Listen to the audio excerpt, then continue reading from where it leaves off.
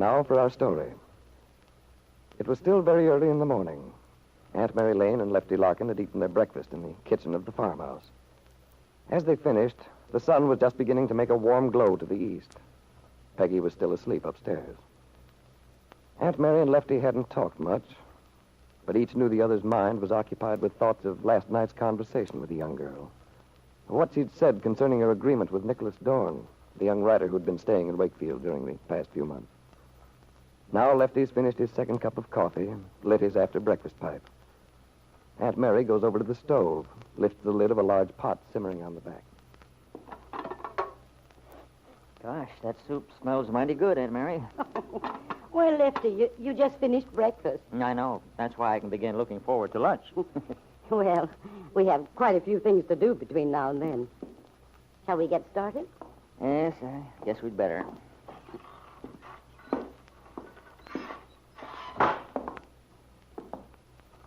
We better start thinking of getting those pumpkins stored away down cellar. Think you have time to do it today? Oh, I suppose so, if I don't get sidetracked. Seems to be something the matter with the carburetor on the truck. I thought I'd look at it this afternoon. It did seem to splutter more than usual last time I went into town.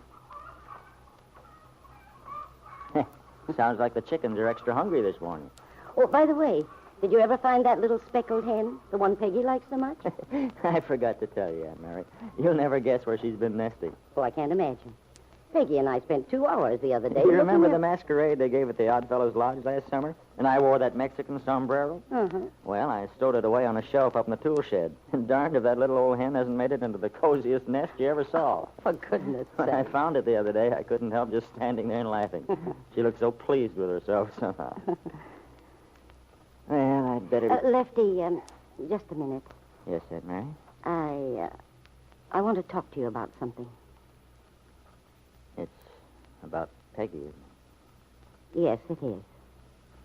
She did come up to talk to you last night then. I told her I thought she ought to. She said she promised to marry Nicholas.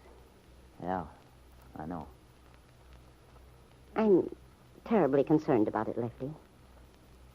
I know Peggy doesn't want to go against my wishes. That's perfectly clear. But at the same time, she's so positive. I'm not sure I can make her understand. Then you haven't changed your mind? You still feel it's not a good idea? Yes, I do. That's too bad.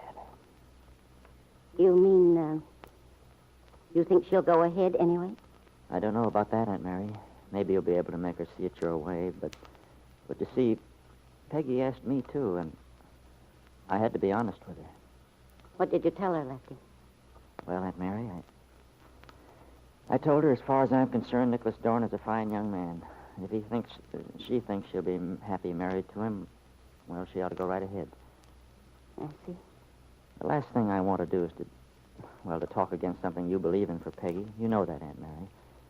But this time, I just had to tell her the way I felt. Well, of course you did. I understand that. And in this case, it seems to me the sooner Peggy settles down and starts a new life for herself, the better it'll be. I understand so well how you feel about it, Lefty. And yet, well, you can call it premonition or whatever you like.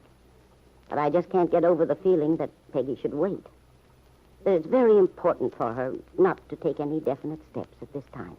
Well, if you're thinking of anything in connection with that Calvert gang, it seems to me you could wait forever and nothing would change. It's no use my talking to you about Bill Meade, Lefty. You just won't be reasonable on the subject. How can I be after the way he's acted? But there may be a reason we don't know about. You can't be so sure. Oh, Aunt Mary, you're such a sentimentalist. You're remembering that Bill Meade was the first man Peggy was ever interested in. With a young girl like Peggy, that makes a great deal of difference. Yes, I know. And for a while there, it did look as if it all might work out. However, since it didn't, it's a good thing we found out in time what sort of a fellow Bill Meade is. Well, Lefty, I'm sorry I can't agree with you. I don't think we have found out everything there is to know about Bill Meade's actions. I have the feeling there's a lot more to be known. A lot more which may be brought out into the open before very long.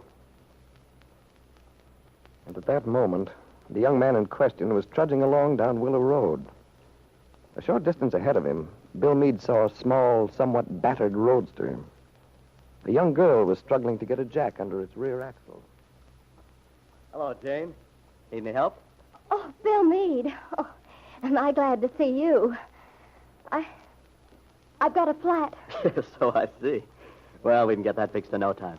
Here, let me do that. Oh, gee, thanks. It looks so easy watching a man do it. I know the principle, all right, but... I'd like to have $1 for every tire I've changed since I was a kid. Yeah, I used to have a cut-down Ford when I was in high school. Boy, that thing had a flat every 50 miles just about. I know. That was part of the fun in those days. Yeah. Bill, I certainly appreciate your doing this for me.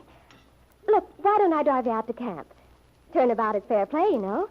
And I've plenty of time. But you go the other way, don't you? Oh, that doesn't matter. Don't you trust yourself in my jalopy? It may look a little tired, but it runs all right. Well, if you're sure it won't make you late.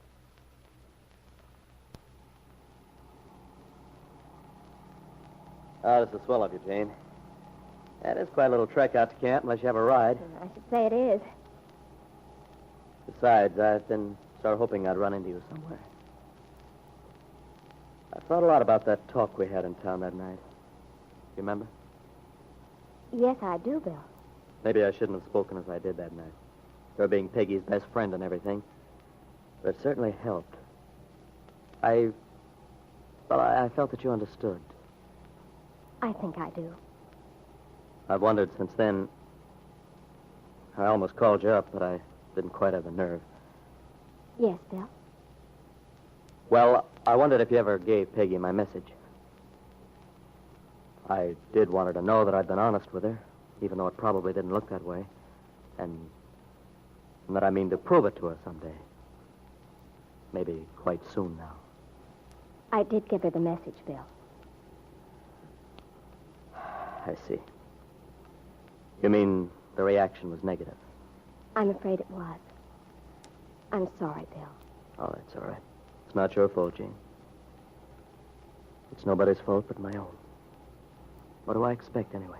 You know, Bill, I just have to tell you this, even though it's none of my business, really. But for some reason, I can't help it. In spite of the fact that this whole situation is, well, a pretty strange one. You're being married and everything. Still, I can't help believing in you. And in spite of the way Peggy... I mean, the way things seem to be, I still think of you and Peggy together. I just do, that's all. Yeah, so do I. Even though I have no right to the way things stand. And yet, when I see her in town sometimes, with that rider, that Nicholas Dorn, well, it's plenty tough, that's all. I thought his job was finished quite a while ago, but he doesn't show any signs of leaving. No, he doesn't. I believe he's planning to stay here. You might as well tell me, Jane. He's really interested in Peggy, isn't he? Well, Bill, naturally, I can't say anything definite, but from what I've gathered, I have to tell you. He and Peggy seem to be serious. Yes, I'd say he was definitely interested. Bill Meade was silent after that. In his masculine way, he struggled to hide his hurt, not wanting to ask for sympathy. But Jane's words confirmed the doubts which had been growing stronger every day. His feeling that every moment of delay in straightening out his life was dangerous to his hopes for the future, for a reconciliation with Peggy. We know, Bill. You're determined to get a divorce when Kit returns. But perhaps you'll feel differently when you see your child, the baby son Kit intends you to believe is your own.